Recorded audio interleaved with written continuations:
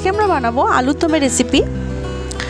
শীতের সিজনে এই ছোটো ছোটো আলু খুবই পাওয়া যায়, আর এটা আলুর দম রান্না করলে খুবই টেস্টি লাগে, আর লুচিতে খাওয়ার জন্য একদম পারফেক্ট রেসিপি। এটা পিওর নিরামিষ রেসিপি। তো চলুন দেখে নেওয়া যাক রেসিপিটি। এখানে আমি আধা কিলো মতো ছোটো ছোটো আলু নিয়েছি, আর ওটা ধুয়ে সেদ্ধ করে খোসা ছাড়িয়ে নিয়েছি। আর মশলার ভিতরে নিয়েছি 4টে শুকনো লঙ্কা, 4টে কাঁচা লঙ্কা, আদা, জিরে আর ধনে। এগুলো আমি মিক্সিতে পিষে নিয়েছি।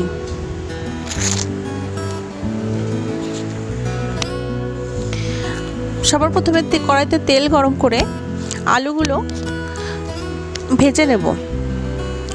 যতক্ষণ না আলুর কালার চেঞ্জ হবে ততক্ষণ আমি আলুগুলো ভেজে নেব।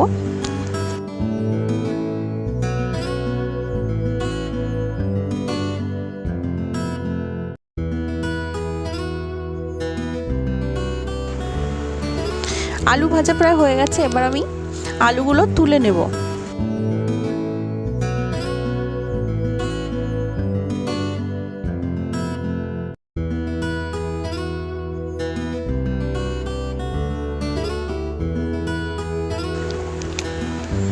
ওই তেলের ভেতরেই জিরে আর শুকনো লঙ্কা ফোড়ন দেব।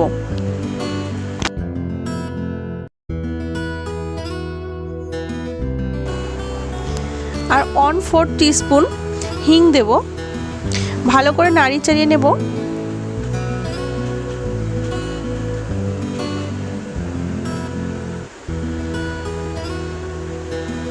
আর বেটে রাখা মশলাটা এবার দিয়ে দেব।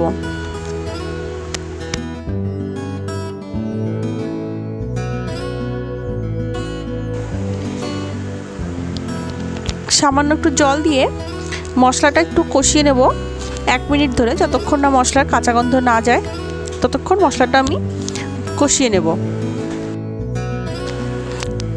আঁচটা আমি মিডিয়াম করে দেব। মিডিয়াম আঁচে এটা আমি কষাবো।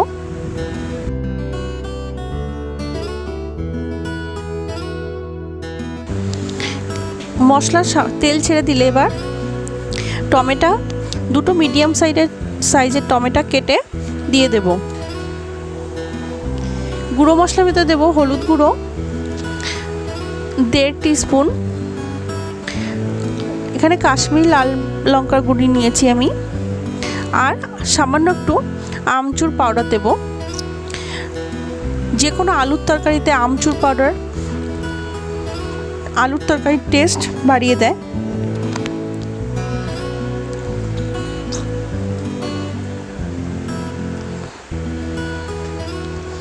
সামান্য একটু জল দিয়ে যতক্ষণ না টমেটো গলে ততক্ষণ মশলাটা কষিয়ে নেব। ঢেকে দেব আমি 30 সেকেন্ড মতো এটা আমি ঢেকে দেব।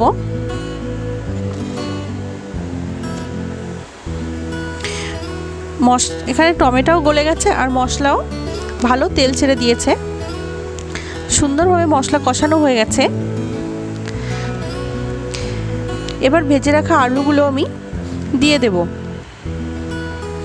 আর সামান্য নুন দেব। দিয়ে আমি, যেহেতু আলুগুলো ভাজা রয়েছে, তো আমি বেশিক্ষণ কষানো লাগবে না, মশলাও ভালো করে কষানো আছে। তো এখানে আমি 30 সেকেন্ড মতো মশলার সঙ্গে ভালো করে রান্না করে নেব। 30 সেকেন্ড পরে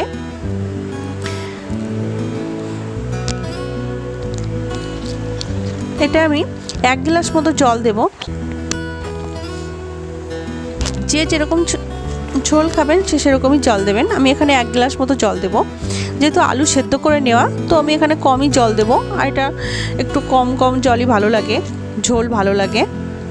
আর ঝোলের পরে আমি হাফ টিস্পুন মতো আমি হলুদ দিয়েছি। এইভাবে ঝোলের পরে হলুদ দিলে কালার, তরকারি, যে কোনো তরকারি কালার খুব সুন্দর আসে।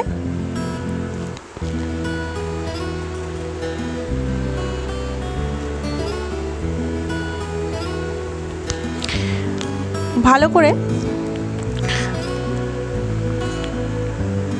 এটা আমি 1 মিনিট মতো রান্না করব। 1 মিনিট মতো রান্না করার পরে এর ভেতরে কসুরি মেথি দেব। কসুরি মেথি এটা নিরামিষ যেহেতু, তো হিং, কসুরি মেথি এগুলো দিলে নিরামিষ তরকারিতে তরকারির স্বাদ খুব সুন্দর আসে।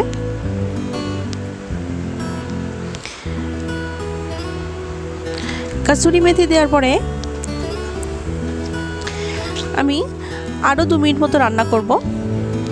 আর নামানোর আগে 1/2 টিস্পুন মতো চিনি আর 1/4 টিস্পুন মতো গরম মশলা দিয়ে আরও 2 মিনিট মতো আমি এটা রান্না করব। নামানোর আগে 1/2 টিস্পুন মতো ঘি দেব।